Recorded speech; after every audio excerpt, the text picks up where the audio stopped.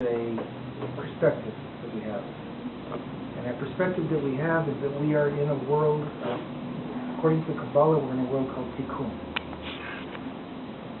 According to Far Eastern mysticism, basically the idea is to bypass the struggle, basically, avoid the struggle.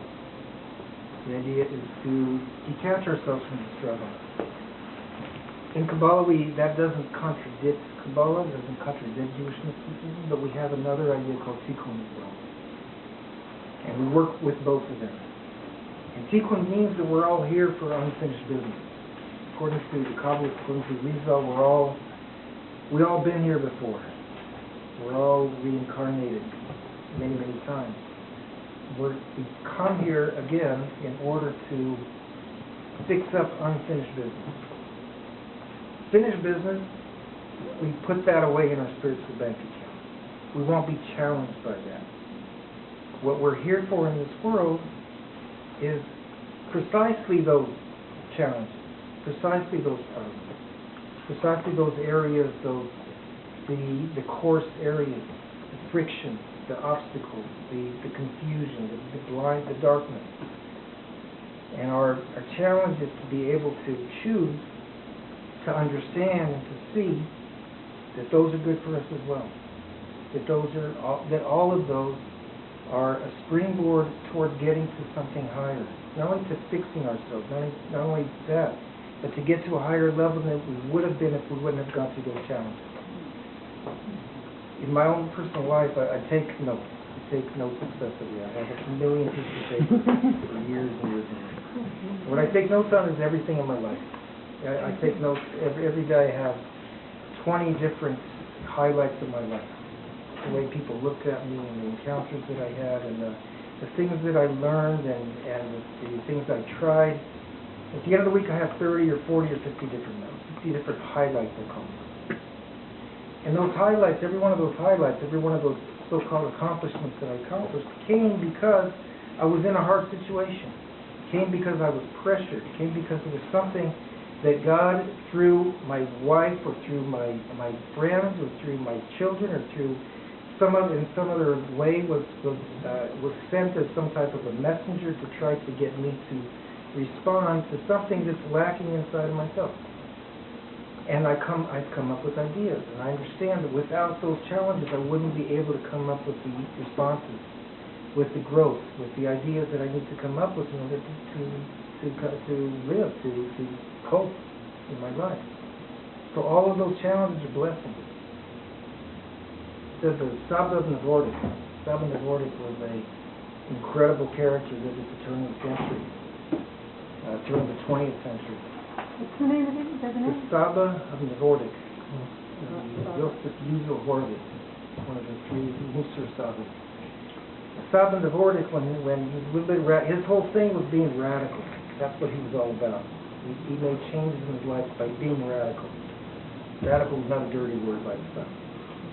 And the Saba, when the Saba students saw the Saba come into the Beit Midrash, into the house of learning in the morning, and the Saba had a big smile on his face, the students knew that he'd been through hell. He knew that he'd been through the worst possible challenges in the world. And the Saba loved it because he understood that point. He understood that those challenges themselves are what he's here for and what is making him who he is. So we don't ask for them. We don't ask for the trouble. We don't ask for our sages say, you can have them, you can have the reward. I don't want either of them. But if they're already here, and they will be already here, because that's what life is all about, especially in our generation, then it's the approach, how to approach them, and how to understand them, and to understand that like Rabbi Nachman says, that the Yerida, that the going down is for the sake of the coming up. And that is the dance of life. The dance of life is the going down and the coming up, the going down and the coming up at all times. The going down and the pressures and the challenges are what make us into who we are. Is it fair to say, because I'm not sure you answered the question, is what should you specifically do? In different disciplines I was involved, I advise people to do at least 2 or 3 things that work 90% of the time. One is go into action. Because we tend to, I don't want to get out of bed, I'm depressed. Make a cup of coffee. Do little things that are not earth-shaking, but you start reinforcing positive. Move the pen. I didn't do anything. Nothing works. Take something easy. Wash the dishes for your wife. Whatever it is, something small, but you say, I accomplished, I take a check. The other thing is I call model Chani. Rather than say, I'm miserable, I don't have money, I this and this and that, think opposite. What do you want to be thankful for? And that's, again, you go from a negative to a positive. And the third thing is look for joy. Whatever gives you a little joy, not the big Mount Sinai experience joy. It could be read the newspaper by the river, live there, walk in the park. Little joys that are actionable. You can do it yourself. You don't have to wait for anybody to enjoy the park. If it's a gorgeous day today, go to the park. Thank you. Why do you say now we have more challenges than we used to have? I mean, here we are in America. Things are pretty good for us, especially Jewish people compared to Jewish history. Why do we have more challenges now than we've had in the past? Why do you say things are good for us compared to Jewish history? Well, I mean, in terms of the entire experience. No Cossacks running after us. All right. You know, things like that. In terms of that, we have material, comforts compared to how we used to have them. We have freedoms to practice our religion. That's one side of it. That's more the physical side of it. If you study some of the Hasidic masters today, I don't want to be harsh, but the term they use is called the American Holocaust. Right. And the idea is, I don't want to bring this down, I want to be negative, but it's sort of hold it out of me, Stephen. The idea is that, because we have it so good, because we don't have the Cossacks chasing us, because we have the freedom we have here, so we're not, because the pressure is not there, so we're sort of losing the essence, we're losing the glory of who we are as people. And that accounts for intermarriage, that accounts for being estranged from our souls and from our source and from who we are, from our identity, who we are. So yes, we have it good. We have it good. We're not starving. There's not the anti-Semitism that there was. But it's almost like a catch-20. Because we have that good, so the spiritual side is suffering from it. But, so that's. But besides that whole cosmic understanding of it, there's another understanding, which is my work. When I work with people, I'm working with people who are basically suffering. They're suffering because their families are not working out, because they're divorced, because they can't find a mate, because they have deathly sicknesses, because their children are going off the path, because they can't get out of bed because they're depressed. That kind of stuff is underneath the surface. And I don't think it's just me. I don't think it's just because of the people I'm dealing with. I think it's a widespread type of thing. That's been my experience. Suffering is going on in our generation. You mentioned something in a sense of special our generation. What do you mean by that? That's what I meant by that. That's what you mean? Yeah, that's what I was answering. That's what I'm saying. Yeah. That was the answer. More That's what I just answered. Right, yeah. Well, is it fair to say that in any generation it's not more or less, it's equal challenge? If you have food, you find other challenges.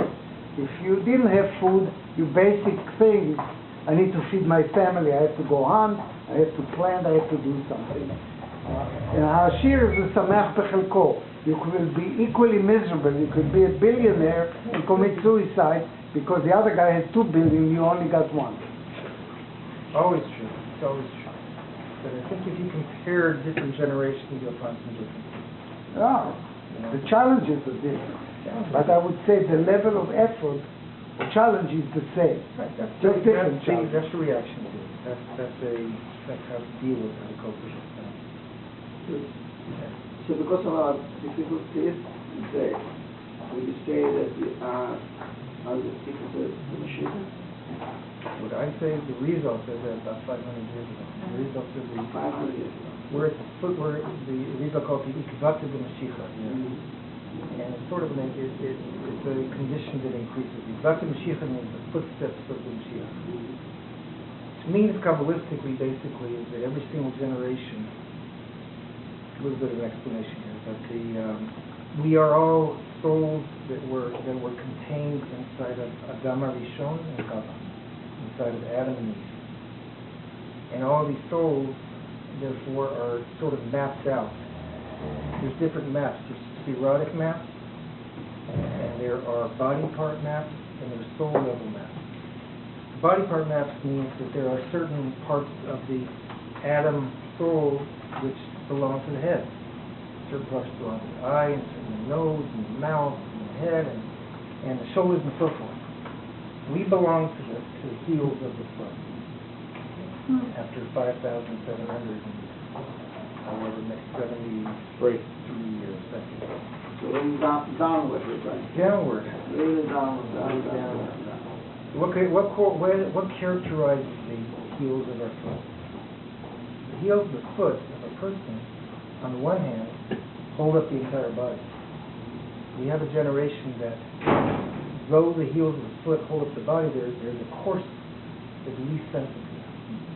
On the other hand, when you tickle them, they laugh. It's an irresistible laugh that comes out, which means that there's a lot of desire for instant gratification. We love to be tickled. But we have the koach, we have the coarsity, we have the thick skinness to hold up the rest of the entire history of the generation. That's the Ikvata of Mashiach. That's the footsteps of Mashiach. The heels of Mashiach. One thing I want to add, and we were discussing this earlier, but because we're in the final generation, we're also here fixing the things that didn't get fixed easily before. So it's one of the reasons it's one of the most dysfunctional generations. Right. We're fixing a lot that needs to be fixed. There's actually two different directions going on in history. We're working the movement, the Kabbalistic understanding, the movement towards Mashiach is a movement toward perfection. It's a movement towards fixing up all that needs to be fixed. So on one hand, you have to ask the question, if we're moving towards fixing all that needs to be fixed, how come we're so unfixed in our generation? That question is asked. It's asked in a book called Shara Gevulim, in the Book of the Incarnation, in one of the commentaries. And the answer is that we already fixed the big stuff. We have that in the spiritual bank account. The greater generations, the earlier generations, the sages, the prophets, the people who were on very, very high levels, they fixed the big stuff. They fixed the stuff that corresponds to the eyes, and the ears, and the mouth, and the higher parts, the more sensitive parts. But the other stuff still needs a lot of work to do. So we're also a generation that is considered to be the dwarf that is sitting on the shoulders of the giants. That's what the Kabbalah Zohar describes. That we get to see what the other generations didn't see, but we're dwarfs sitting on the shoulders of the giants.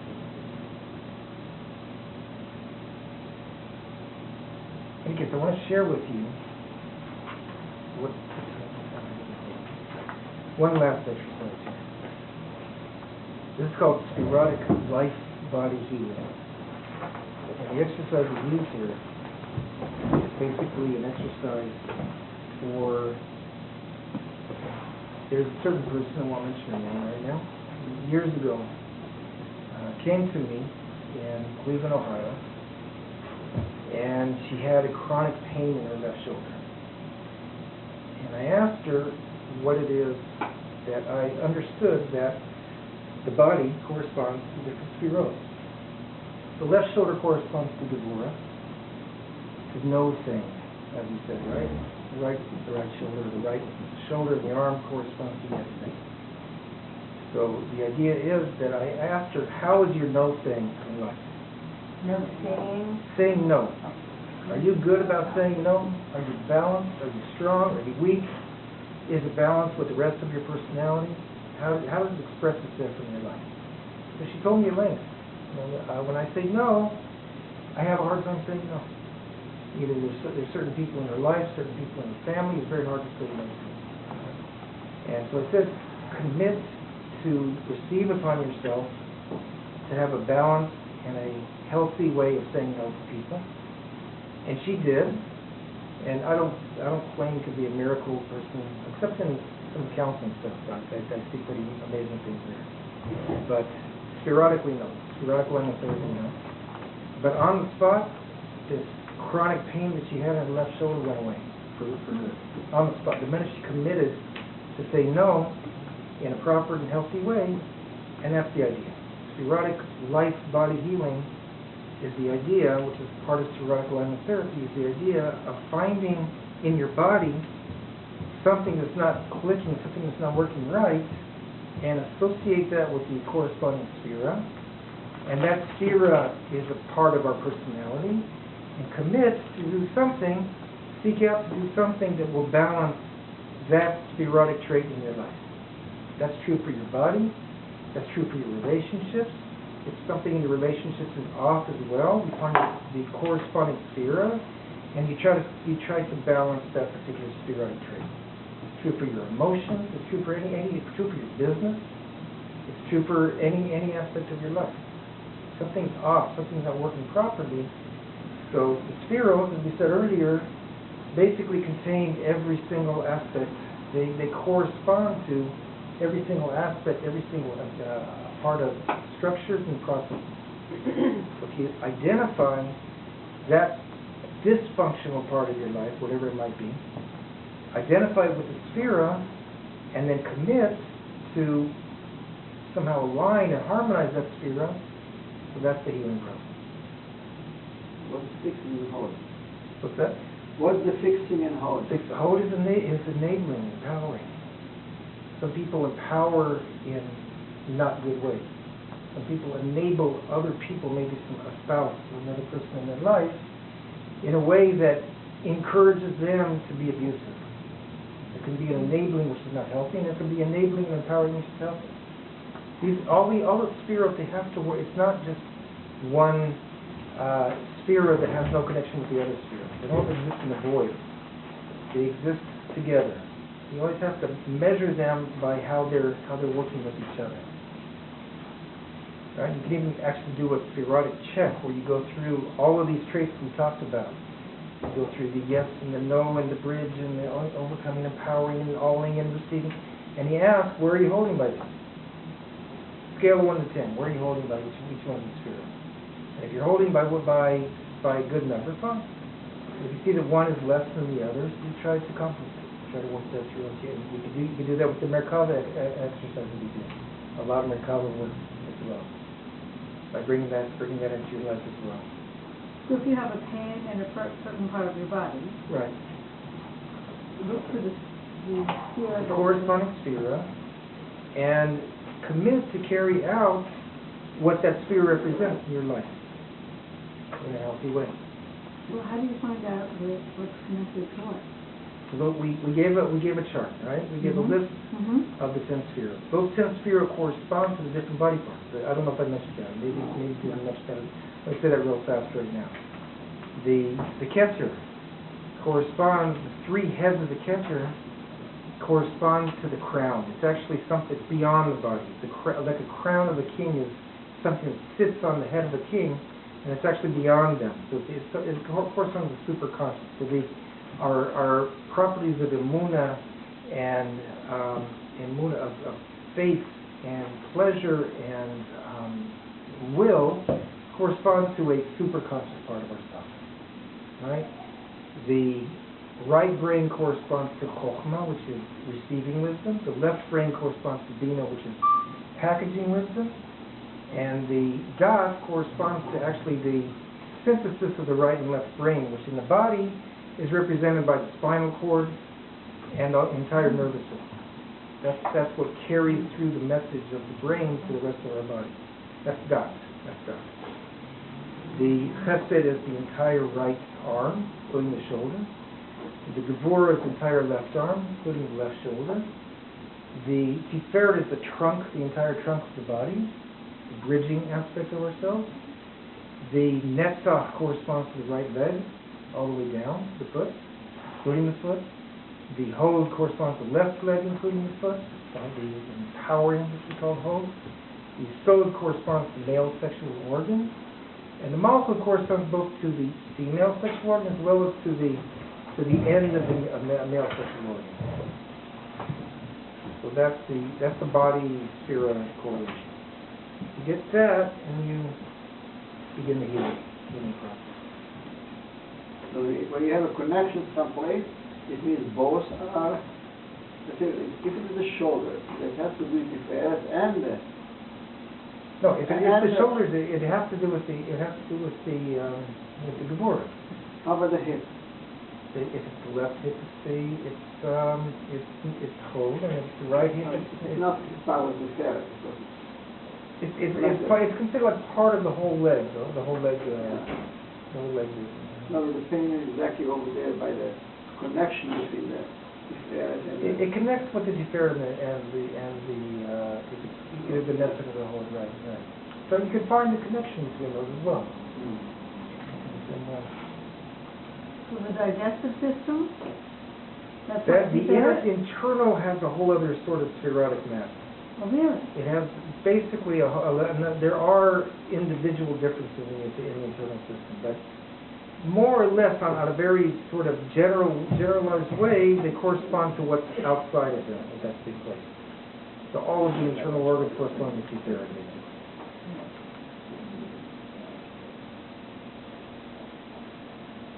Listen, I understand in 5 minutes is the time that these are out in Mars here. 10 o'clock now. 10 o'clock, so I'm going to call it a night at this point. Thank you. Thank you very much. You haven't signed your address, please, put your name and email on the... Yeah, please, anybody wants to have, there's